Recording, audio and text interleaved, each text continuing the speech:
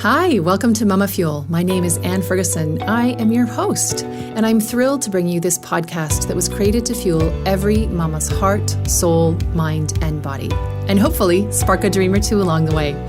My mission is to change the way that we mamas treat ourselves and each other so that we feel better, live happier lives, and change the world one happier family at a time. In the MamaFuel podcast, I'm sharing real, raw, and often funny conversations with amazing mamas from around the world to remind you that you're not alone and that you're doing amazingly on this wild journey of being a gorgeous woman shepherding small humans as they make their way on our beautiful planet. You are amazing, and I cannot wait to share this conversation with you. Let's get started. Hi there. Welcome to this week's episode of MamaFuel. This week, I talked to a beautiful woman by the name of Marieke Staub, who is mama to a little one who at time of recording was 5.5, but I suspect by now is getting that much closer to 6. And her entry into motherhood was incredibly smooth at the very, very first stages, and then took a big left turn. So much so that Marieke found herself wondering what it was all about, what it was all for, who she was, and was this what life was meant to be? All of this inquiry led her with her sister through a journey of discovery of the Marie Kondo method.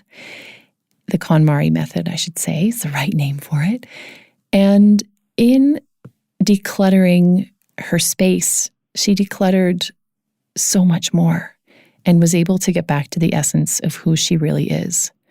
I love our conversation about the values that we share with our children. I love her conversation about how our choices have a broader impact on our relationships, on how we feel, and on how much joy we allow ourselves to experience in life.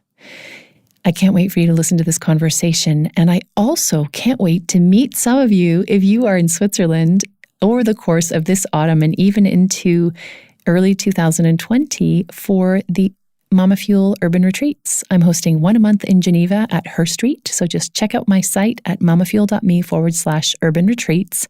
And you will find not only all the Geneva dates on that site, but also the dates for Bern, Basel, Egg, and Zurich. I would love traveling with my urban retreats. So if you would like me to bring the urban retreats to your community, then write to me at Anne, A-N-N-E, at mamafuel.me, and let's see what we can make happen. Enjoy the episode. Hello, and welcome to this week's episode of MamaFuel, the podcast. I am Anne Ferguson, your host, and this week I have a very special setup because my guest is with me in the studio, which is, I think, has only ever happened once when I did an interview with my daughter, Carolina, that you met upstairs. And it's fun. It's fun to see people in person. So Marieke Staub is my guest. She is a mama. She is an amazing entrepreneur, a Swiss dynamo of organizing. She is of decluttering, actually, not of organizing. She is one of very few, I think only 8 around the world, master KonMari consultants. So having Marieke come into our house, my kids were like, "Really, mommy? The master of decluttering is coming into our house? Are you sure?" You're very brave, Anne. I was feeling very brave. But I am delighted to have you with us, and thank you for coming into the home studio on a steamy July day. It's very warm down here, so for anyone who's watching, you'll see a little shiny today. But I am thrilled to have you in on a number of levels because I've been aware of everything that you and your sister, because you work together, have been doing from a business perspective. But I wanted to start with the more personal perspective, because I always ask my guests how to tell us, first of all, what your life looks like right now. Right now, how it looks like. Pretty good. Yes, pretty good. Thank you very much. It's just the holidays in Switzerland, and I'm about to go surfing with my daughter in France. So cool. And the business doing great. We had a brainstorming day with my sister, who's my associate, yesterday, and we're very happy how stuff looked like. So amazing. It's a lot of work, of course. Everybody who has a business knows that, but it's just so pleasant, and we feel so grateful to be passionate about what we're doing. And that's a big, work is a big part of your life. And when you have the chance to do something you're very passionate about, and that every morning you wake up and you're just happy to go to work, it's such, I feel so lucky. Yeah. And what a great example also and model you are for your daughter, because in your personal life, it's you and your daughter who is 5. Is that right? Oh, yeah. If you ask her, she'll say 5.5. Of course. 5.5, 2 3/4 days. Absolutely. 9 minutes and 4 seconds. Yeah. So she's 5.5, and it's the two of you, and you live in Lausanne. Absolutely. And your sister lives in Geneva. So for those of my listeners who are elsewhere in the world, that's about an hour apart. Exactly, that's it. It's on the same lake, the Lac Léman, but you're at a tip of the lake, and I'm like at a center of the lake. Yeah. So there's a bit of distance. So we're down at in the appendix of Switzerland as well. It looks like an appendix, actually, doesn't it? Suisse Romande. And so you are living there with your sister, with your daughter, and your sister's living here, and you have your extended family is close by, or? Family is either in Germany or in England or in Geneva. Okay. Yes. Okay. So close-ish, but you're not going to go borrow sugar from them or something. No. I'm the only one from the family who lives. It's another state and another city, but I'm very happy. I fell in love with someone, so I moved there. And even though the love faded, my love for the city grew bigger. So I'm definitely staying there. It's such a beautiful place. And if you're listening and you haven't been to this part of the world, the Lausanne and La Côte area is it's the Swiss Riviera, it's called. Absolutely. And it's so beautiful. So beautiful. And if you enjoy wine, apparently it's a place to go. Yes, I've heard the same thing. I'm not a big wine drinker, but yes, it is a great place to be for sure. Okay, so let's, sticking in the personal realm for a bit, tell us about what your entrance into motherhood was like. Oh, rock and roll, if I can use that word.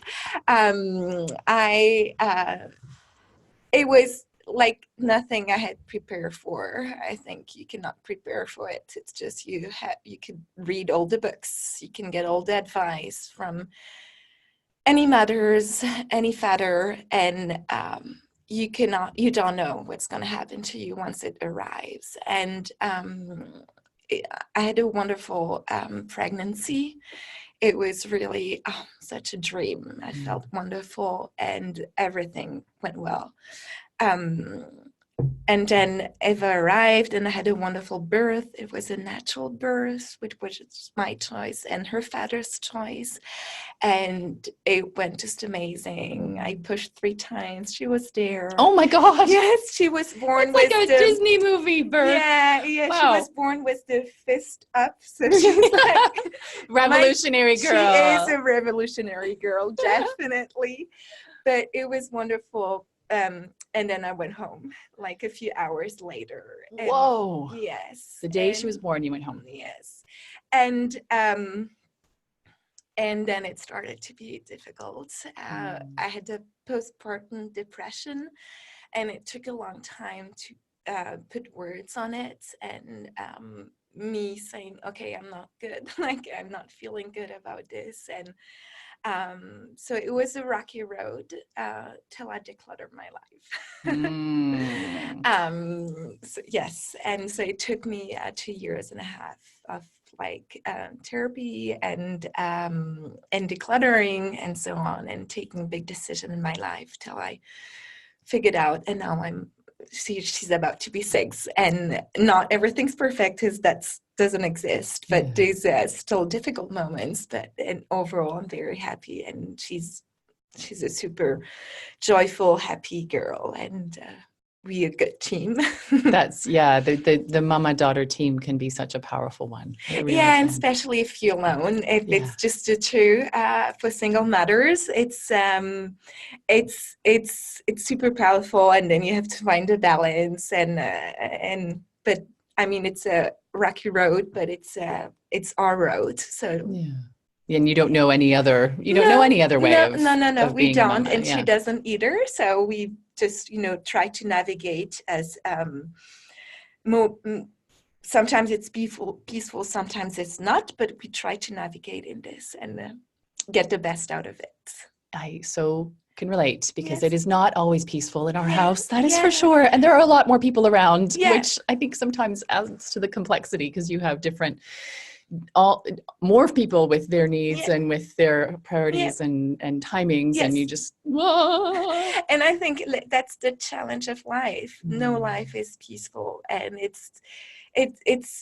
you have waves, and or you drown with them, or you drown one time and then you try to swim over it, and that's how life is. And it's a big part of my job. I know we'll talk more about my job later, but a lot of people have this idea of the Conner method as a goal to reach a perfect looking life, and that it's going to look like an Instagram picture or architect picture, and like, oh my God, my home doesn't look anything like that. And it's just way more than how it looks like. And it's not about how it looks like, it's about how you feel. So I heard when you opened the door to me, to your studio, and it's wonderful for me to be here. And I hear like people, they're like, oh, don't look, or, don't mind. And I'm like, I actually don't care at all. It's just, if you would tell me, you know what, I'm stressed, I don't feel good when I come back home, like I have so much to deal with, and I feel I have to deal with my apartment, and I spend my time tidying all the time, there I would engage a conversation with you and be like, oh, you know what, there's another way to look at your home, and actually your home has the potential, and it can be revealed if you declutter. So this is where I would engage. But if you feel good, no matter how it looks like, that's our goal in Clarity Home Detox in my company with my sister, is to anybody feel good at home and come back from a stressful day and open the door and have like your own little paradise, your power spot. That's a good word. It should be your power spot. It should not be one more cause of stress. And the place that you just want to get away from when you go on holiday, it should be the place that you're happy to come home to. Absolutely, and that's it. Oh, we need to talk when we're finished recording this. But I knew that before.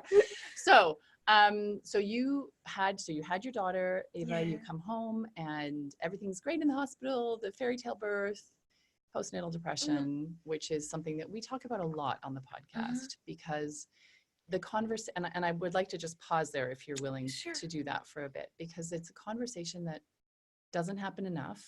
And when we have, because I also had some really bad postnatal experiences after birthing Carolina, who you met, not after birthing Amelia, my second, but and didn't have the words to say, I'm not okay. And nobody around me seemed to, even though my husband is in healthcare, like somehow, apparently he and my mom talked about it, but I don't remember us talking about it. And I didn't get any help, and very quickly came back into this, I'm fine, I can do it, looking really strong on the outside, and on the inside, really not. And it's part of the reason that MamaFuel was born, because I know firsthand, deeply in all of my cells, what it's like to be in that place, and of just being so confused, and how do I get here, and how do I get out, and maybe this is just what it's like to be a mom, and maybe this is it, So how can you tell us a little bit about how that process was for you? Because you talk about, that you came to declutter your life as it being a pivotal moment, but that's like 2.5 years in, right? Yes.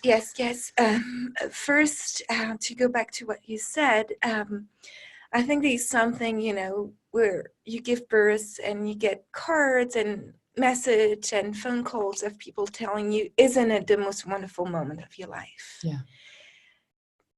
And you're like, okay.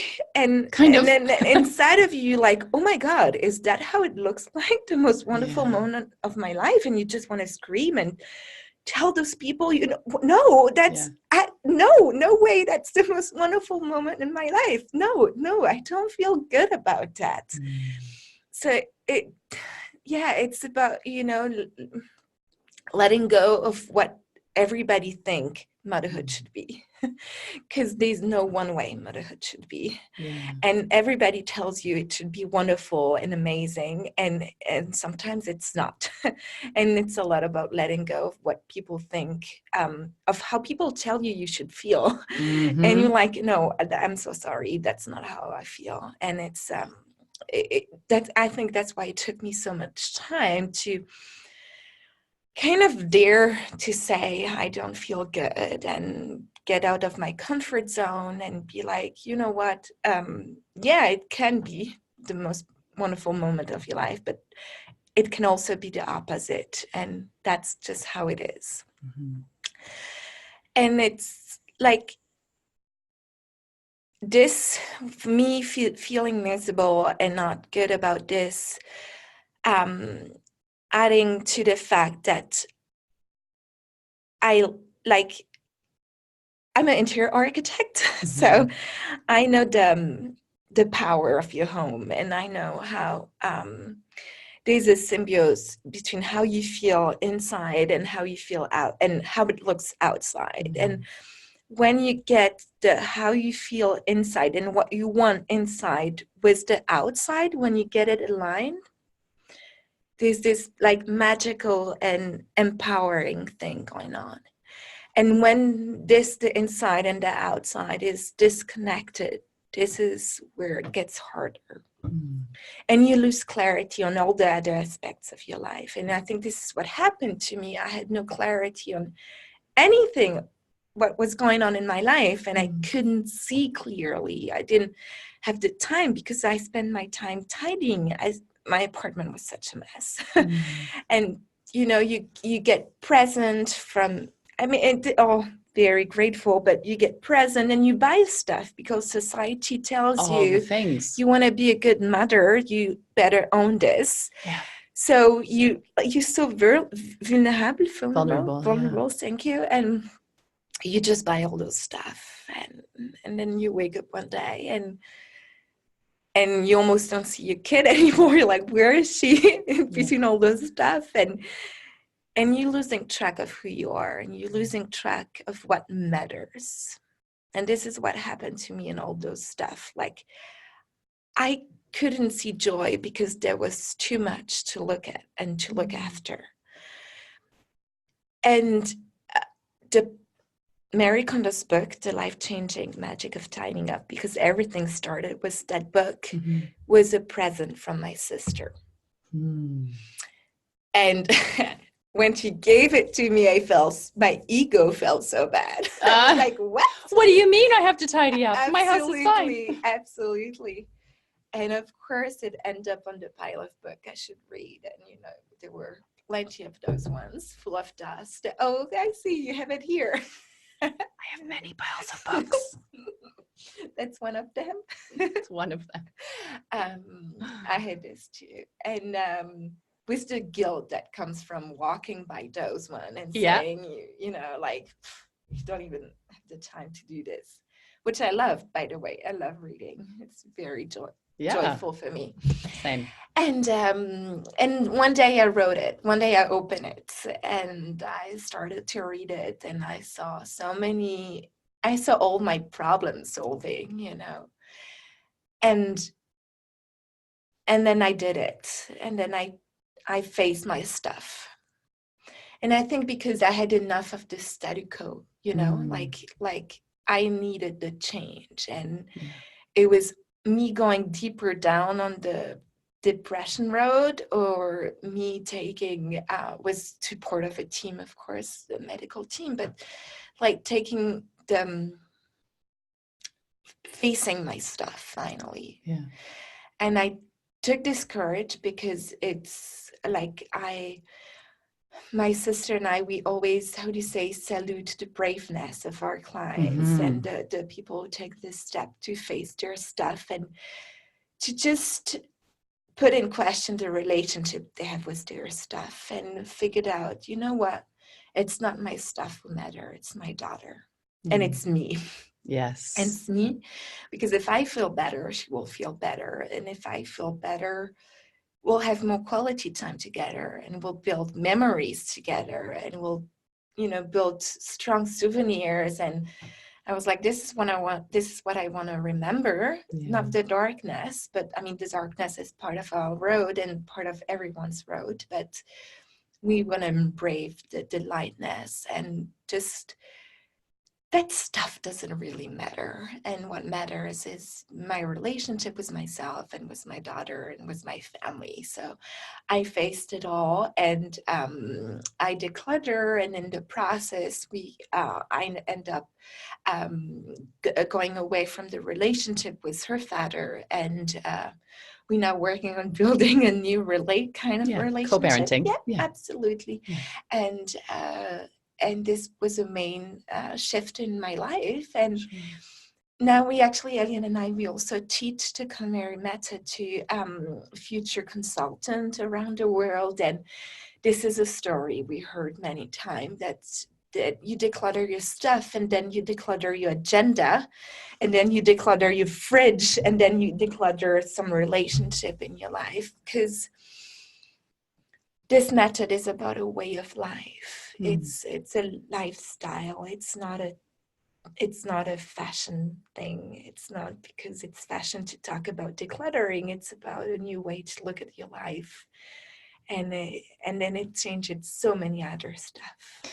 When you were saying, that you faced your stuff, in English, the word stuff has a double meaning, right? There's the meaning of your physical possessions, which can colloquially be named stuff. Yes. But there's also facing your stuff, your inner stuff, right? And absolutely. And it's such a metaphor. And I know that in the moves that I have made, so I moved from Toronto to London, and then from London to Barcelona to be with my now husband, had Carolina. Some of the things that I moved from Toronto to London are still in the boxes. Okay. This is the naked truth, everybody. That's a confession. Still in the boxes that they were in when I moved from Canada. And it's things like my grandfather gave me our family history information, or like photographs of growing up, things that, things that are important to me,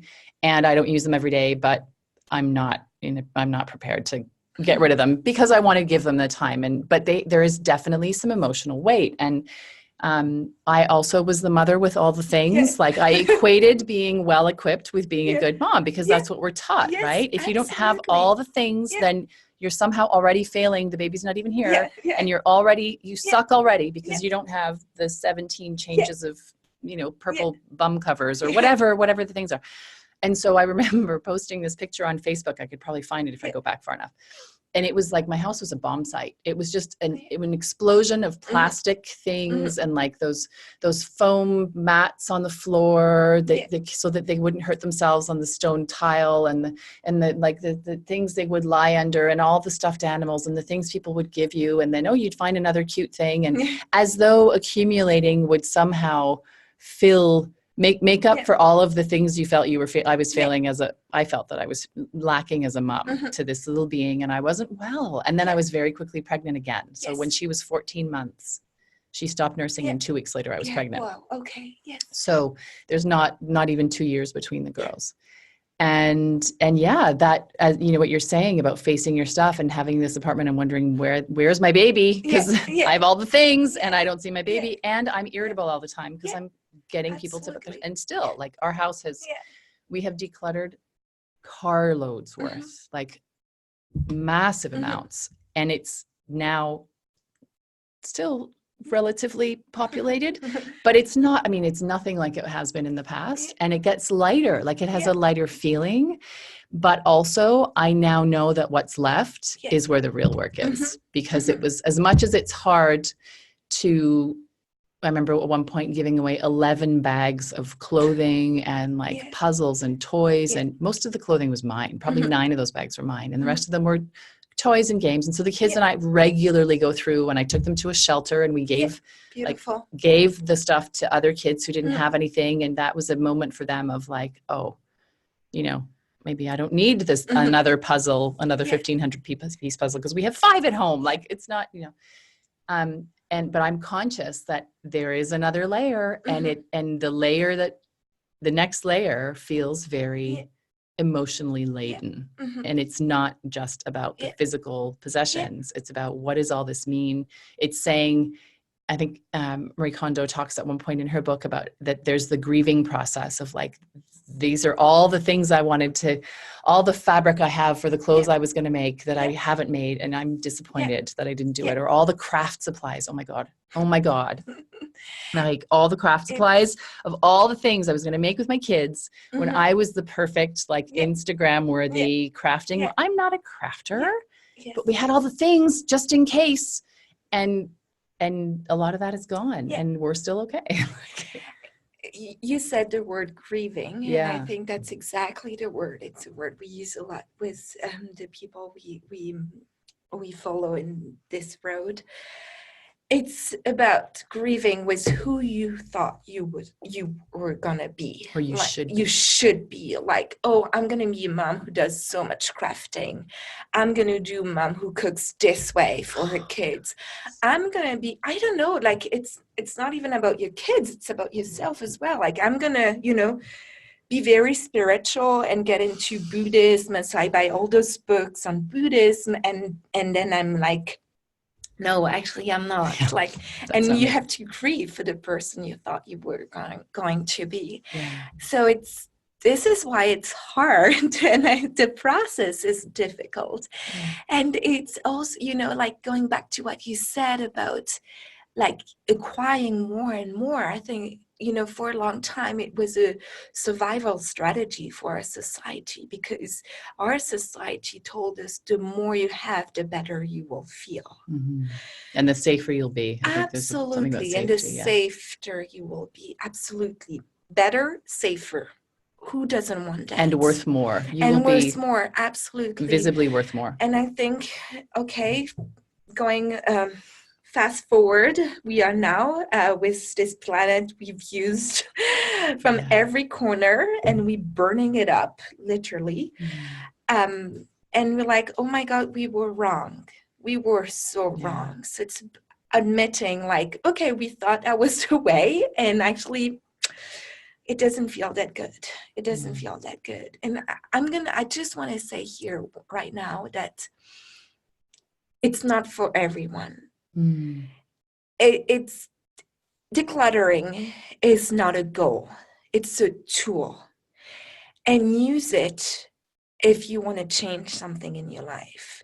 Use it if you don't feel comfortable at home. Use it if you feel stressful about your stuff, whatever stuff it is. Use it if you feel overwhelmed. And I'm not pointing at the people that have a lot of stuff, because if they feel good about how they are, let them stay like that. We are not there to change the world with my sister. We're just there to let you know that if you want to change something, but maybe you don't know what it is. Is it your relationship? Is it your job? Is it the way you do motherhood? Whatever, you want to change something and you're not clear about exactly what, why don't you start with your home?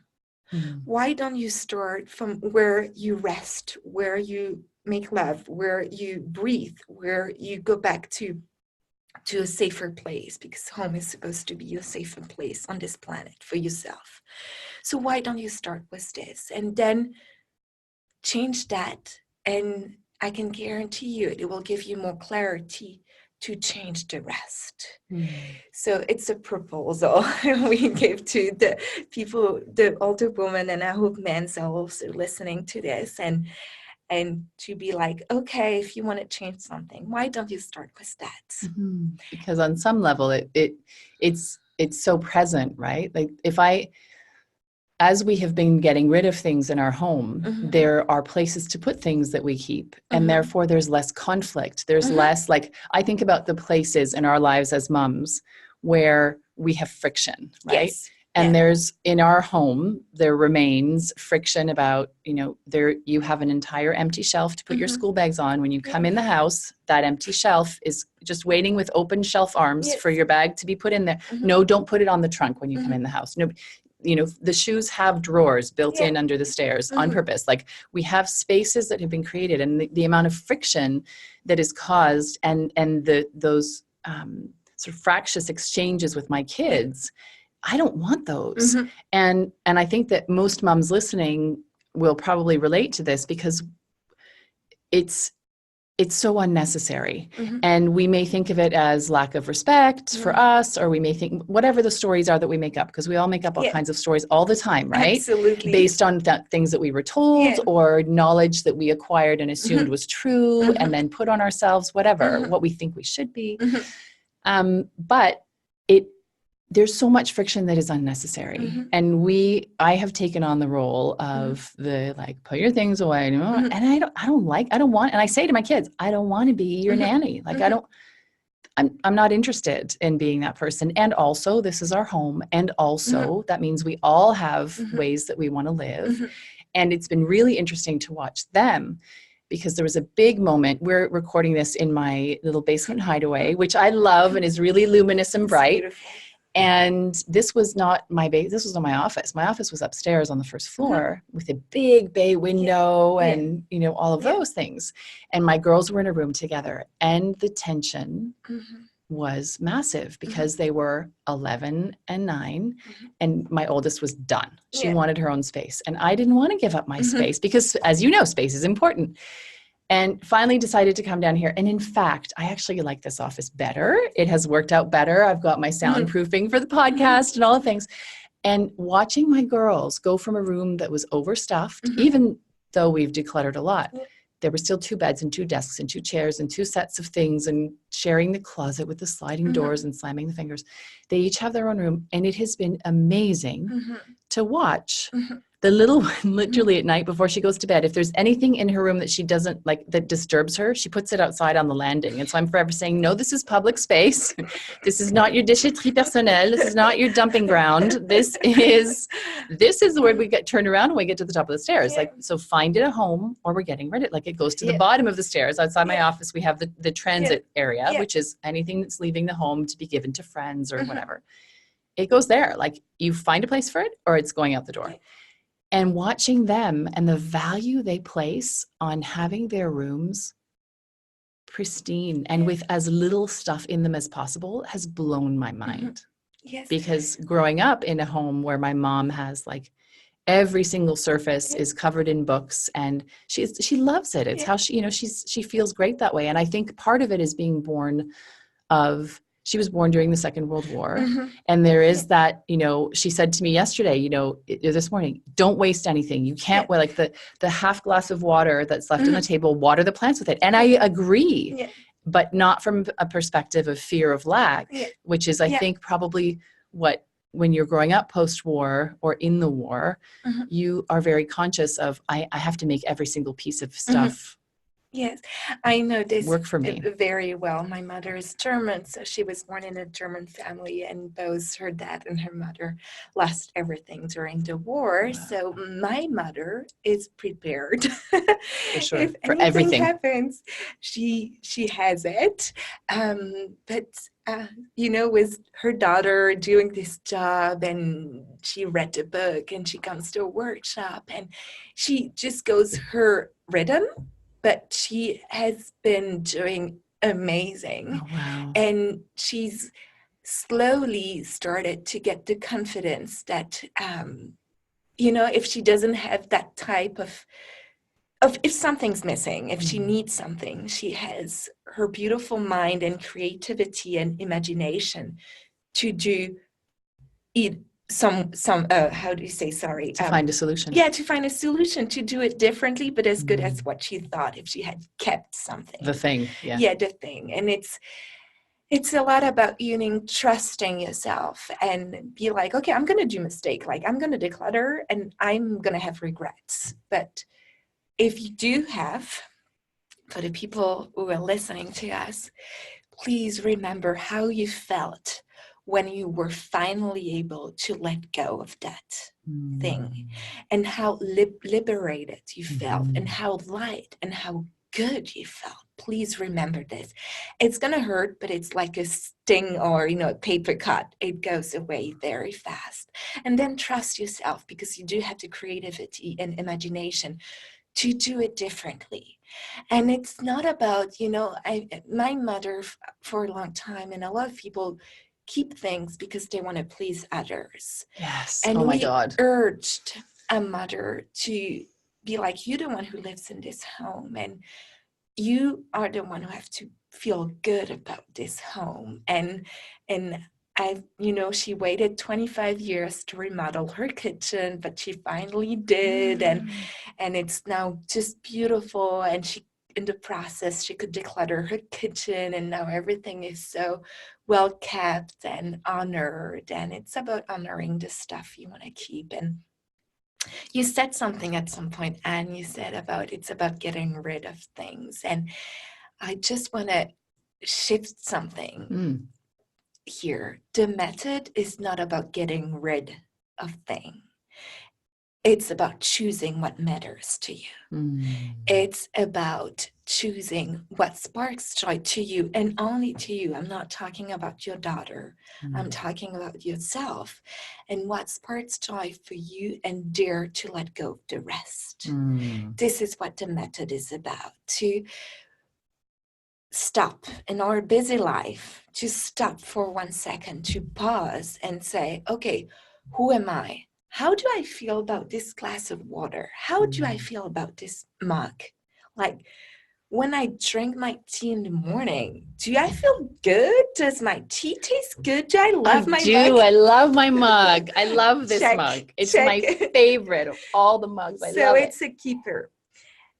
And I challenge you tomorrow morning to lay down all your mugs. And I want you to, when you hold every single mugs, to have the feeling you have right now when you hold this one in your hands. There isn't. It's the only one.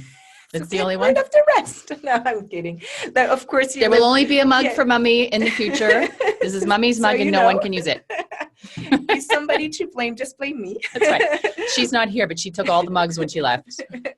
She took them to a good home. It's like, we're not aiming perfection, but like, do not underestimate the power a mug can have on you. For sure. And how good it can make you actually feel. Even the most mundane stuff in your day-to-day life can make you feel good. And why? I mean, what we urge our client to do is also to take our time very, very seriously. Yeah. Last week, we lost our grandfather. He was 94 years old. Wow. If I say it now, I'm still impressed. He lived till he was 94. That's amazing. That's amazing. But that's not, I don't know if I'm going to live till 94. Yeah.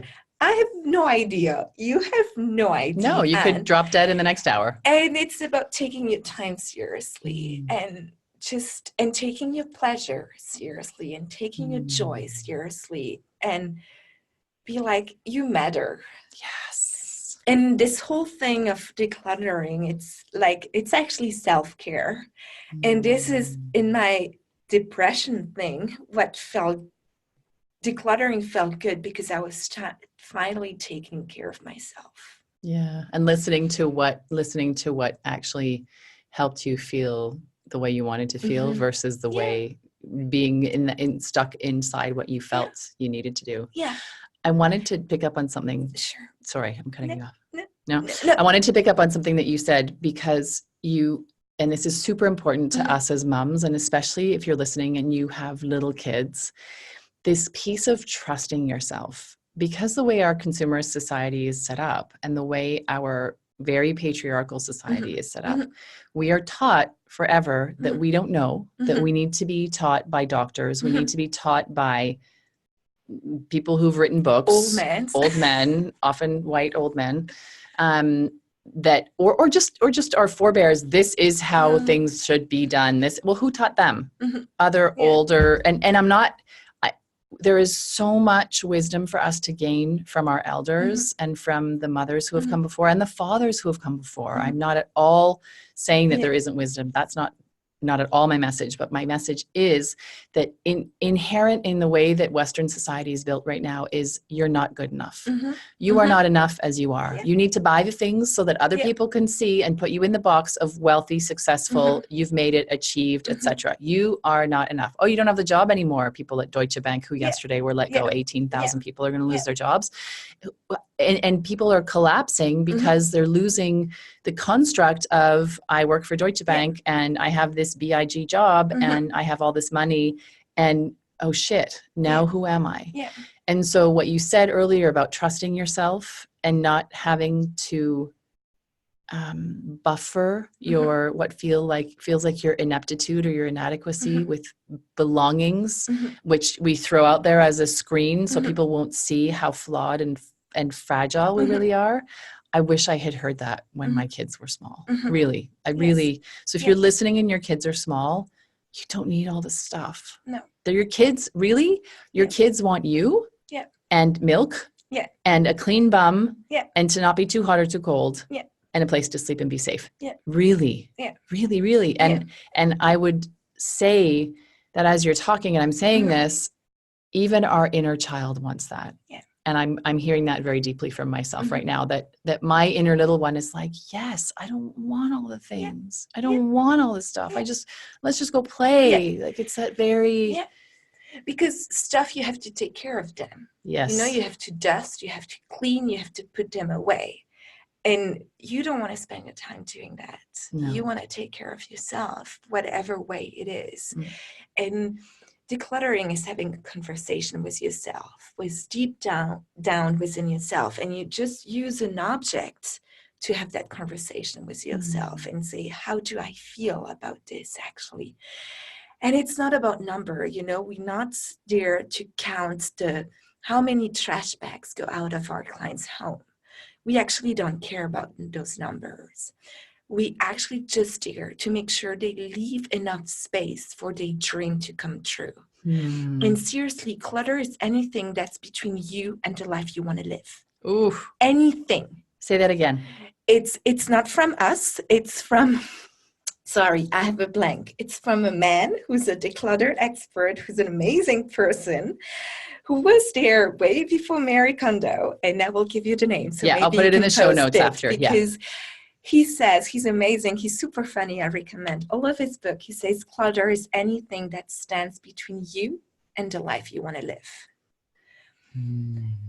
And I just want to go back, sorry, I'm just stopping right now, and I want to go back to kids and how decluttering is a wonderful tool to infuse values into your kids.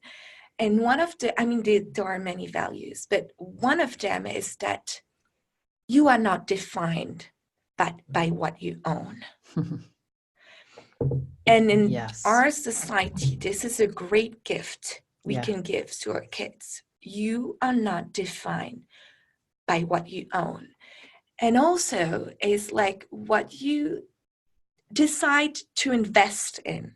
And by invest, I mean buy, because everything you buy is like an investment in yourself. So every time you invest in yourself, you actually want to take care of the stuff you buy. And you want to show this to your kids that actually, you know, that sweater, I work hard and I could make a little extra money to be able to buy that sweater. I'm actually going to take care of it. I'm not going to throw it on the floor and be miserable in the dust and in the dirt. I'm going to hang it because I actually care about it. And that's also a message infusing in your kids. What you have to take care of yourself. If you choose to keep it, if you kept it with all your full intention and mind and love, and you're actually going to take care of it. And what we tend to forget is that actually every single of us, you and me and my sister and my mother and everybody out there, we all have a limited capacity to take care of the stuff we own. Yes, so true. And maybe your limit is very big with books, and you can own a lot of books and you can still take care of them, which means they don't lay on the floor, they well disposed, and you just honor them. For example, I have a very small limit, with clothes. I know the more I have, the less I'll be able to take care of them. And I want to take care of this stuff because I bought them with the money I, work hard to get. So I'm showing this to my daughter. Like, I have a limit and I'm honoring this limit and I'm embracing this limit. But if I respect this limit, look how well it looks in my closet. Look how nice it looks. Look how I can keep a t-shirt so many years, because if you actually do take care of stuff, they last longer. Yeah, sure. So it's all of this we infusing in our kids. And I'm thinking about all those teenagers. I don't know if yours were part of this, but all those teenagers in Europe that are marching for a planet. And those were kids that grew up with so many stuff around them, and there's hope. And it's beautiful to see them fighting for a planet, because there's no other one. That's the only one we have. We cannot exchange it with another one. And it's beautiful to see them, and it gives us so much hope, and I love it. Yeah, that really speaks to me. My kids are a little bit young, and they did some stuff at one of the older one did some stuff at her school, and the high school kids at her school went into Geneva to protest. And in her case, they had a big assembly, and they brought the middle school kids together. But it has been very interesting growing up with. One of the places that I bonded with my mom was shopping. So she loves beautiful clothes and beautiful shoes and coats and stuff. And she also is a lover of books. So her home is full of books. She just at 70 got her PhD in German literature, which is incredible. She's amazing. And so I also studied literature. And so for me, books are the first thing that I unpack when I move into a home, like other than toilet paper and the things that I need to, feed my kids. Otherwise, the first thing I unpack are the books, and I honor them and I love them and I release them and share them when it's time. But it's been really beautiful to watch that.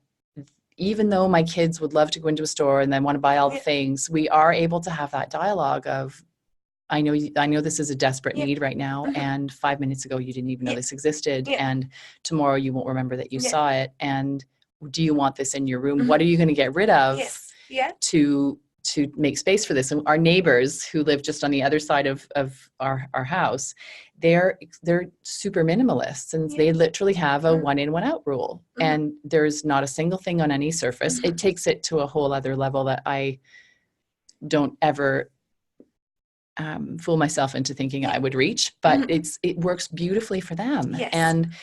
And I see the ease and the amount of time that they have because they're not constantly putting away all the stuff. And watching my kids actually say to me, "Mommy, I don't want any more clothes. Like, I don't want more stuff in my closet. I don't want more stuff in my room. I don't want another thing on my shelf." Whereas when I was a kid, I was like, "Give me the things, give me all the things, give me all the things," because that was the culture in North America as well. I think it's even more so, or at least it was when I was growing up.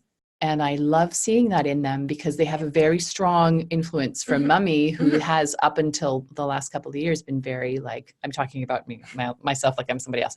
I was very like, I needed them to have all the stuff so that I could feel like a good mom. And I don't do that as much anymore, but it's still a struggle and a fight to counter 40 some years of that habit. Right.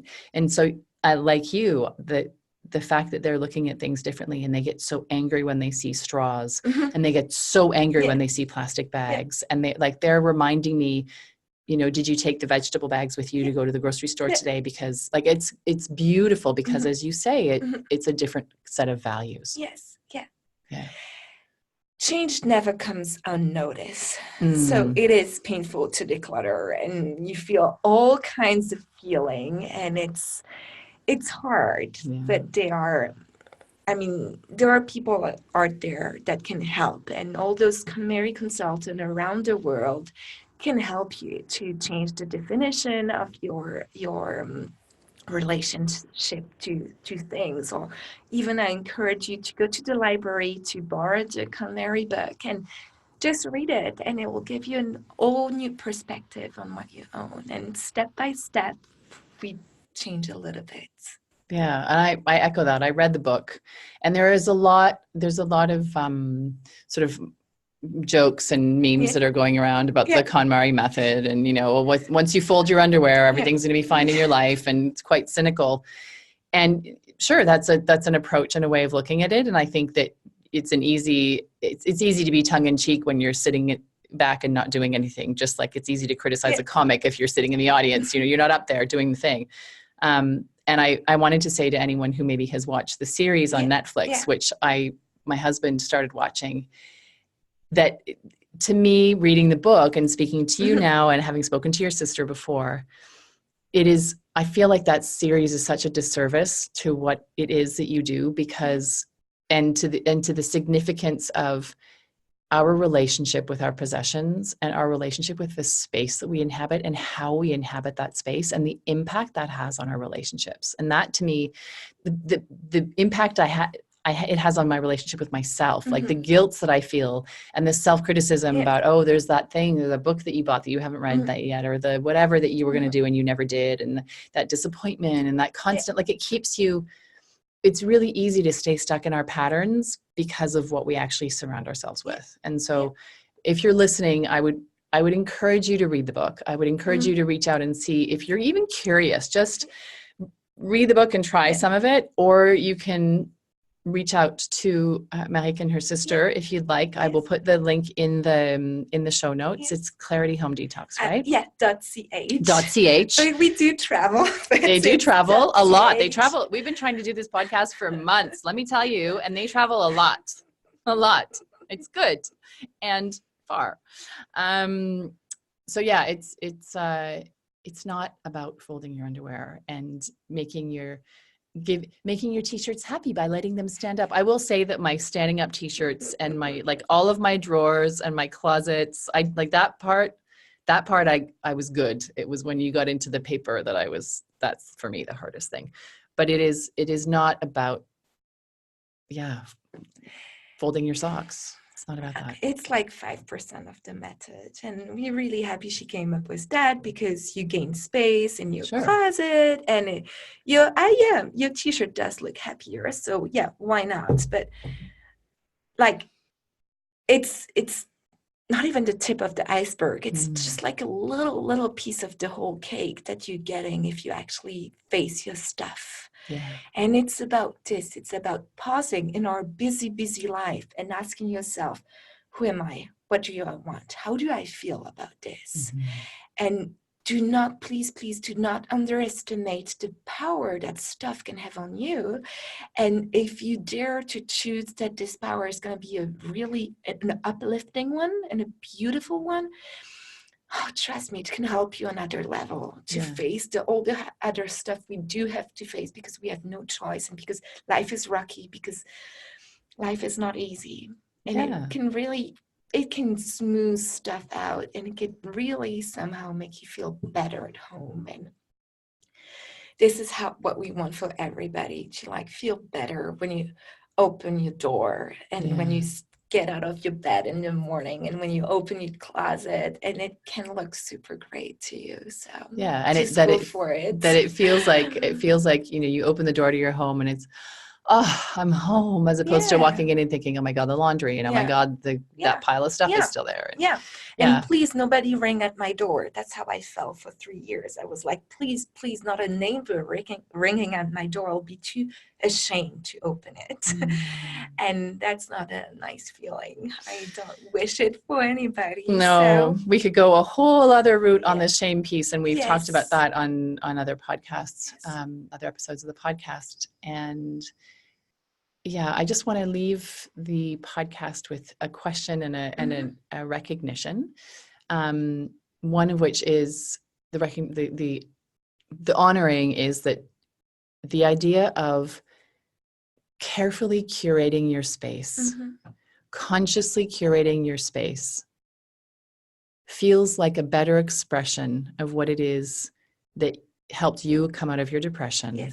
Helped you right size your life, right right relationship your way into the life that you wanted to be living. And clearly, I mean, you beam, and your sister is beaming, both of you. It's amazing. And I don't see a lot of moms who are beaming. I see a lot of moms who are struggling. And we talk a lot about the struggles that we have faced in life. And as you say, you know, sometimes motherhood is the most incredible journey you've ever had. And then the rest of the time, it's the hardest thing you'll ever do. And you wonder, like, this is so not what I signed up for. So the idea of consciously curating your space and the possessions that own you, because there's a big element of that, is a very deep form of self-love and something that I encourage, and I'm recommitting to. We're leaving in a week from tomorrow, and I'm going to do some big clearing out before I go, because I don't want to come home to the same stuff that, you know, is here. And I wanted to ask you the question that I always close my podcast with, which is, where do you get your mama fuel? From the very, very little things, from the very little things, but from my daughter's laugh, from good sleep. And I've been struggling with that because decluttering my life and doing this as a job didn't solve all my problems, of course, but I know how I have to pay attention to sleep, which is all self-love. It does comes in the end, all to self-love. And we are so lucky to live in a wonderful city with a lake in which we can swim. And I must say, that water really helps me, not swimming pool, but natural water. And whenever there's like tension between my daughter and I, whenever I feel stressed, I feel she's stressed, I just take her by the end and we go swim. And it's like all our problems, you know, dissolving in the water. So my MamaFuel is the lac Léman. Google it, it's wonderful. It's so beautiful. So beautiful. So maybe nature. I'm just realizing now that nature is my MamaFuel, and just simplicity. And I love this word, simplicity. And it's what you do. It's what you bring to other people's lives. And what a beautiful, I have goosebumps as you say that. What a beautiful path to be on, because you have lived it yourself. And it's not a theory. It's a knowing, a deep knowing. It can work. Not always, but it might really help you. So why not give it a try? The risk of trying it is zero. What do you risk? Getting rid of a t-shirt and you feel like you want to buy it again? That's not a big risk. Just take the risk. And also getting to the stage where the cost of not taking the risk is greater than the cost of taking the risk. Take the damn risk. Yes. Because you're worth it, and you are enough under all of the stuff and all of the crap and all of the friction and frustration. You don't need it, because you're enough. I'm saying this to myself and to anybody who is listening, because you already know this, because you've been through it, and we have glimmers, maybe, if we're lucky, but that is definitely an underlying theme to most of the conversations that I have on this podcast, which is this frantic searching for filling ourselves up so that we feel enough, whether it's through food or through shopping or through whatever, and actually just stop. Just stop. Okay, now just say a few more words, because thank you so much for mentioning this, the cost of your clutter. It is unbelievable. And, you know, people, when they declutter, they often have that guilt of saying, I'm not going to get rid of that coat because it was so much money. But please put it in the balance and the cost of the space that it takes taking up, and your space has a value. You actually see your object as you paying rent to them. You paying a rent to that coat, rent. Do you really want to spend even more money on that?